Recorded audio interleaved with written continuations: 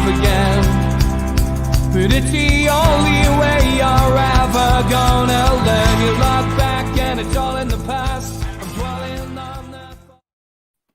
Good morning and welcome to NUFC Matters for a rather impromptu show with me and Keith Patterson with regards to the events that took place in the last 24 hours. And I thought it was only right because of me and Keith obviously saying a lot about this takeover over the last 15 months that it was only right that we came on and tried to put a little bit of clarity towards the situation as we see it. Because Twitter, although it's a great social media platform, 140 characters is never enough to say what you would like to say. So, Keith, morning. How are you? Morning. Yeah, I'm good. Very good to see you. Thanks for spending a little bit of time with this. And I thought the best way to do this was maybe knock up a couple of questions for you, so we can both get on with our daily jobs today. Yeah. And first question I want to ask you is: do you think this is club and EPL jointly what has happened, or more than one than the other? I think it's more club than EPL. I don't think the EPL has as much agreed to this. I think what the EPL has done is accepted that the club won't let the arbitration run until the competition action runs first. The club were anxious that if this ran with a panel that they couldn't change, that it could go against them. And people are saying, why not run the same arbitration you offered a year ago? But that arbitration in itself would be coloured by people that's worked for the EPL before. So I think by insisting that the CAT goes first, I think the club took control. So for me, I've said it on the show many times, I think it's a good thing what's happened, albeit it's frustrating for fans and the club and the buyers that this has been delayed. But has it been delayed? Because the CAT can run quicker now. Okay. What's the benefit or the downside of the delay, Keith, do you think? The only downside is time. The anticipation was that in July, the arbitration would run and that the CAT would follow soon thereafter. So the downside is time. People was talking about transfers and things like that, which is a little bit naive because whilst that's what you want to happen, it's what was never going to happen. So the upside is that where it was going to be a panel, some of them, including the chair, had worked for the EPL before previously, and there's been rumour that his daughter still works for them now. It now is going to be settled by a UK court with no hidden facts. I mean, it's going to be transparent. Traditionally, a CAT case runs in public. They've tried to get it thrown out and failed. They're now trying to get it private. But to me, Ashley spends so much money on this that he's not going to mess around, wait around, and play to their game. What he's going to do is he's going to run it as a public action in a CAT, and it'll be run by a law court. And these decisions will be scrutinised by judges. So you're going to get an honest decision here, but what you're going to get the juice, which is the disclosure. I think that's what the fans maybe aren't grasping, that arbitration affords you no disclosure at all of any substance, and a CAT case does. There's two kinds of disclosure you can get. A CAT, an early tribunal case, is quicker, but if you get sufficient disclosure, and the lawyers will insist on that, then you run it. It happens that little bit quicker. A full competition action takes a few weeks longer, a couple of months longer, but often affords you massive scrutiny. But I think as soon as the legal people have got enough, they'll run it. And I think the CAT will get that. How did you feel last night, Keith, when the news came through? I mean, I was live on air with Holly, obviously, and I mean, she was visibly shaken by it, and that's, I think that in itself shows you, the effect it has on supporters, because we're all anticipating something major and hoping for the best news possible going, into the new season. And then something like that hits you like a steam train. How did it affect you? I spoke to Holly this morning on a message, and I was travelling when it came through, and there was umpteen messages. I knew something had happened. I knew it went into meltdown. But personally, selfishly, I was a little bit relieved that my biggest fear was that the arbitration panel would be filled with EPL favours. And I am a sceptic to things like that. Whereas you can't buckle a British or a European competition case. It's impossible to buckle. And the judge who's running the competition case is someone that'll get the decision done. He's an outstanding judge. So I've got every faith that he'll bring it to its knees. So last night, selfishly, I thought, thank God, the very action that I personally set up. I mean, you've got to remember, Steve, I only wrote one letter, so it's not been it's not been a bad result from a bloke from Durham to get a competition case into court. But I always knew this was the case. I met the club, last year in October, and told them that the only way you'll ever get sufficient evidence and disclosure to land this deal would be right run a competition case, and that's proven true. And I don't get any sort of self-satisfaction out of that. I just get personal comfort that it's not going to be marred by a CAT case, by an arbitration case that's not run properly. I think this case will hear everything about the EPL, and it will hear everything about the ESL. And I think the European Super League is key to this. I think their desires and the big picture coming out will show why Masters and Hoffman deliberately held off Newcastle's bid. And I think if it had been any other club, Man United, Liverpool, anybody, or Spurs in particular, using PIF money to get this takeover, it would have been long done. I think it's just Newcastle, we're seen as unfashionable outside the top six. So personally, last night I was thinking this could be exactly what we want, and I think the competition action now is huge in that sense. The competition action affords something the arbitration would never give you. I think the question that I saw most on social media last night, aimed towards you, aimed towards me. I'm less qualified. I'm somebody who has, my ear to the ground, obviously, on the buyer side. You're very heavily involved in the seller's side. The question was, what do you think this means for the takeover? I think it means that Mike Ashley spent millions, and I don't mean 1 or 2 million. He's spent substantial money to get a result. And there's two things he's after. And I keep hearing it repeated that he's after money. Well, of course he is. He's after the losses, because if this was passed when it was legitimately put forward, he wouldn't have suffered the downside of COVID. He would have sold this club before COVID ever kicked in. So Mike Ashley's determined to recover the monies that should have been given last March, April when this was passed. He's now spent all these millions and he wants his money back. But the big thing he wants is a takeover. I've spoken to the club, and the only show in town, the only deal in town that he's interested in is the PCP consortium takeover. So what I think it does, I think it brings a definite action to the forefront. And I think what will happen is, I think you'll see announcements very soon where the CAT case is put into action. And when that is announced, and when that first investigatory meeting is set up, which is going to determine deadlines and dates, you're getting 1 day, 1 week, 1 month closer to disclosure. When disclosure comes, I think it falls. I think it collapses. I don't think the EPL can run this case at disclosure. And that was my fear. My fear was if they run the arbitration without the CAT disclosure, you could lose. That was always my fear, and I've said it many times on the show. Is there a concern or a likelihood that the CAT case would drag on? We wouldn't get a date and it would be after the arbitration? No. Is that a possibility? No, not at all. There's two kinds of action. One is an anti-competition case, and then you can fast forward that and fast track it with a CAT case, which is an appeal tribunal. The whole purpose of CAT is to do things quickly, which is what will happen. And the next thing is this action which we're running now is going to happen, and I don't think there's anything in the way. I've spoken to QCs and said there's nothing blocking this off for it to happen quickly. So for me, I think we'll hear things this month about dates. I think Mike Ashley's pushed this back by moving the arbitration back to let the CAT happen. So I think you'll find out this month. Because you see people say, well, is this a good move? Why are the club doing that, etc.? That's the reason you think that this has been done in this particular way. That's your guess. I mean, reading between the lines, I felt that the statement from the club was quite calm, considering the news that had just come out. And that to me, when I sat back after the show last night and after I'd done my little live broadcast on Twitter, I felt actually that doesn't sound as if the club are too angry about this.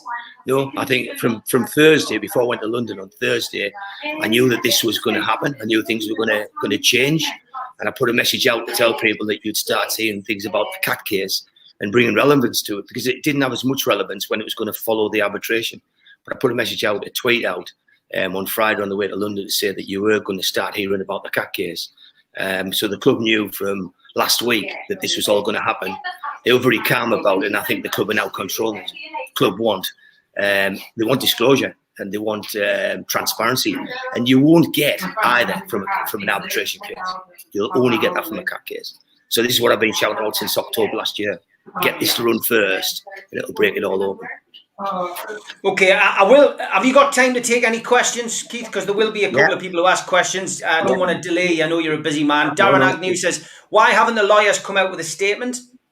The lawyers are busy doing what they do, and it's a little bit like it's a little bit like in the middle of a football game. If it's half time or if you go to penalties, what the players are doing are concentrating on the penalties and concentrating on the game ahead. The lawyers are concentrating on what an arbitration will and won't give, what a CAT case will and won't give, and how the two things impact each other. And that's what the club have tried to do, the EPL have tried to do. They've tried to group these actions together, and they're very, very different. So don't worry about the lawyers. And people are chasing Nick DeMarco today. Remember, he works on the arbitration. He's had his case paused for a while, but he's not stopped. He'll be sitting there working with the competition people, which is a totally different legal team, to see what they can get out, because they know that what they get via CAT wins arbitration. Yeah. Okay. How do you think this impacts the timing of events? And this has happened. I mean, when we were in London on Friday, you said to me, "I think there'll be big news this week." And when you speak to me, I listen, Keith, and it wasn't lost on me last night when that news broke. But how do you think this is going to impact on the timing of events? One of the things the fans need to do is sit back and think of all the people who's been predicting dates. All these dates we've had, this is happening this week, he's told her to get money ready, all this. A lot of that's just made up. It's all made up. People are guessing dates. And the club, I've said all along through this, the club can't give you a date. The reason the club can't give you a date is because the EPL won't let them have a public case. The club have said to me that if this arbitration ran in public, we'd have new owners. So that's what they've tried to do. That's what the whole protest was about. And if you can't get an arbitration in public, then the only thing you can do is get a CAT case in public. They could have avoided the CAT if they'd made the arbitration public, but they haven't. So what's happening now is the CAT will run in public, and it's going to cause serious harm, not just the Premier League, but it's going to cause harm to any disclosure of any clubs being part of a cartel. I think it will bring trouble to some of the suppliers who've been lobbying people to turn the Takeover Newcastle down. I think there's some serious consequences for some big companies turn over billions in all this. It's like a game. It's like a game of who's got the biggest balls in that. And for me, the Premier League there've been a bunch of chances. And in terms of timing, your question, I think it's going to. I think you're going to hear things this month. I think the next 2 weeks you're going to hear news about what's happening. I don't think this is just going away. I don't think this is going to be a October, November thing before you hear about the CAT. I think you're going to get. I think it's all efforts to the CAT now. And when that comes, remember, the disclosure follows shortly after, and that's where the trouble starts. I've had lawyers on here. I've got lawyers last week that have no competition experience at all, telling me that it's going to be next year before this happens and that happens. But the truth is, the club are working frantically to try and get this case over the line. And that's who I listen to when I listen to competition lawyers. And I don't listen to lawyers with no competition experience. But they've been second guessing that everything's going to take forever and a day. But I think you'll see the CAT case move forward now. Roger says, Keith, if they can pull another delay out of the bag for arbitration, can they not do similar for CAT? I know you did more or less answer that earlier, but I just want to reiterate that point. The ODT belongs to the Premier League. It's their internal system of passing the director's test. So they can control that. And the CAT was to look at that ODT, but also look at the separation factor. People are saying, why have the buyers not been able to provide sufficient evidence? That's quite misread, really, because the buyers have provided more than ample evidence, and PIF's lawyers offered more legal support to prove separation between state and the company PIF. It was refused. They've lost that chance to do it, and that's going to go against the Premier League in any CAT case. I think in any CAT case, they'll ask the question, why did you not ask for more information? Why did you not allow the Kingdom of Saudi Arabia to prove separation between their state and one of the biggest companies within their region? And the Premier League will have to answer on oath why they didn't want to listen to more information. So I don't think there's any comparison But the other thing you can't do by nature, you cannot hold up a competition case. A competition case in Great Britain is to deem illegality. All the actions that the club will levy against the Premier League are illegal matters, and there's a duty of care by government and by judges to stop that happening in Great Britain, and it'll be done, it'll be expedited, it'll be done quickly. John says, I'm supposed to be tossing walls with this takeover. You held your own on Talksport. Thanks, mate. Tim Clark says, if we win the CAC case, does arbitration collapse of part 2 of the CAC claim? It's a fair comment from Tim Clark. I think if we win the CAC case, I think you might see different people run the Premier League. It depends how far they dare let it go. If they let it go to the end and illegality is proven, I think Masters' job and Hoffman's become untenable, because I think in any CAC case you'll see a timeline whereby things changed when Gary Hoffman joined the whole operation. There was an intent to get the deal passed, and then at the time he came, we did a timeline with links to it, and it was comprehensive, and everything showed that the time he was put in there by the Big Six, things changed dramatically. Yeah. Kirk says separation's a bullshit argument. The state is not a legal entity. The Premier League have to test legal entities. Of course, that is something which, is cropped up. I've just done Talksport, as you know, with Simon Jordan this morning. He keeps rabbiting on about piracy. But of course, nothing's been released as to why this didn't go through.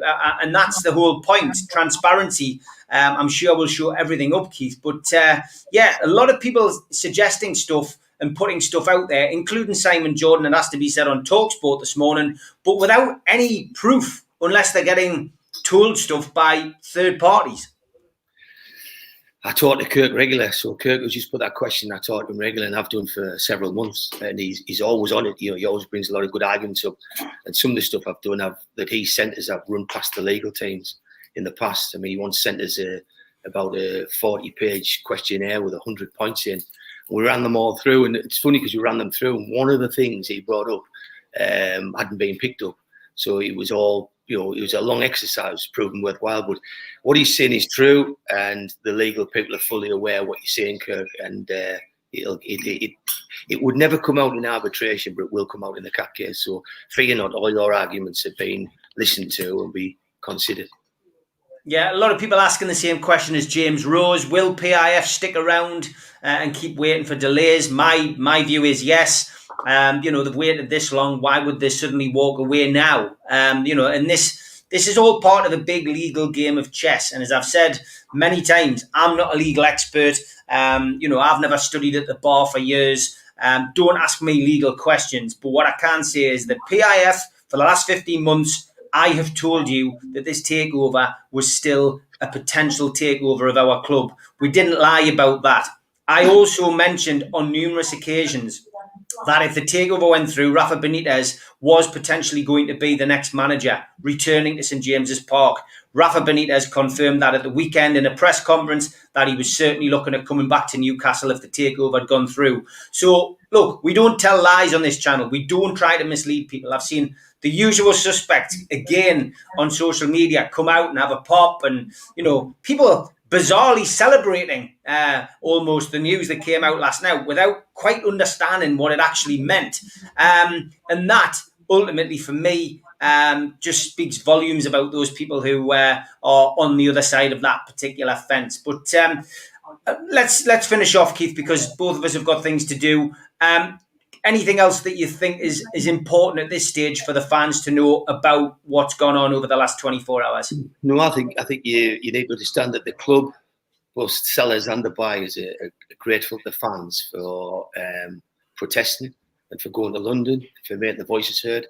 I don't think that's over. I think that very soon you might see protests taking place along the lines of illegality and of anti-competitive and discriminatory behaviour. Because what's happening in Newcastle could only happen here. It's not happening anywhere else. And what is being done by the Big Six and by EPL, Masters, Hoffman, a bit of behind sports thrown in, is illegal. And I think it'll be proven that.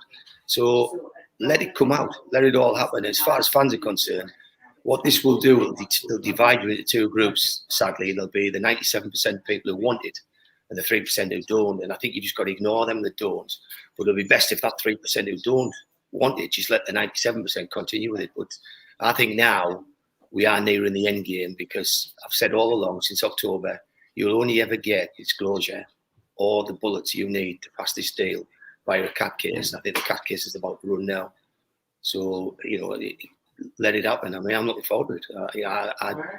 My dream is that it would run and we can sit and watch the CAT case from start to end, because if it happens, you will have a different Premier League. You'll have a different setup in football if a cartel is proven to be operating in British football, and it's been done with the knowledge of the EPL, which we believe it has, then I think you'll see an absolute shake-up in football. It won't be a fans-led reveal, it'll be something far greater.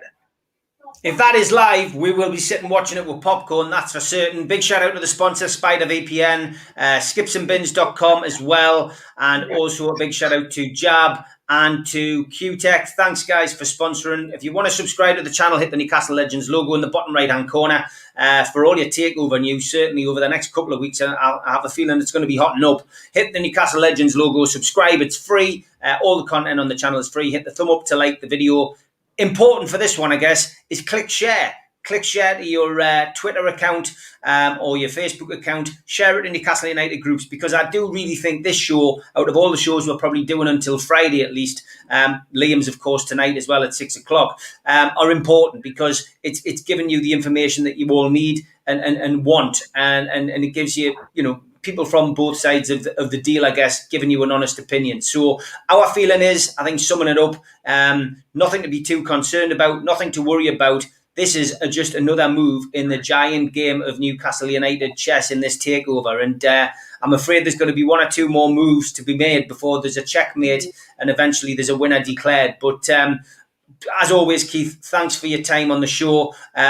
As I say, I'm back tonight with Liam at 6 o'clock. We'll be talking transfers, talking York City, I guess, looking ahead to Doncaster and answering your questions. So 6 o'clock tonight, set a reminder. That one is already set up on the channel. But Keith, look forward to seeing Liam spoke to us today, and I started speaking to him this afternoon. He's got some questions he wants to ask us. So tonight, if you tune into the show, you'll find that Liam's got some answers as well, because he's asking questions from some other angles, which we haven't covered on here.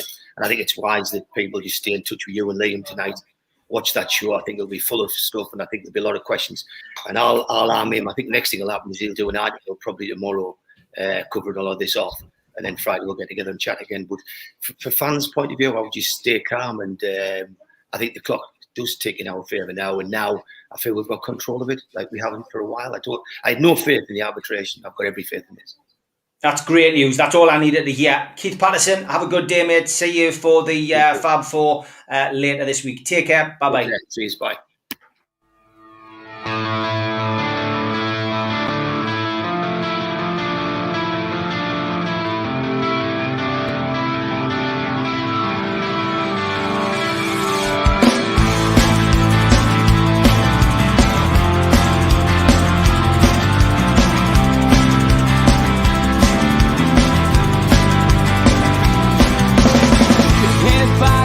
Critics attack. It feels like I've been talking to myself again. But it's the only way you're ever gonna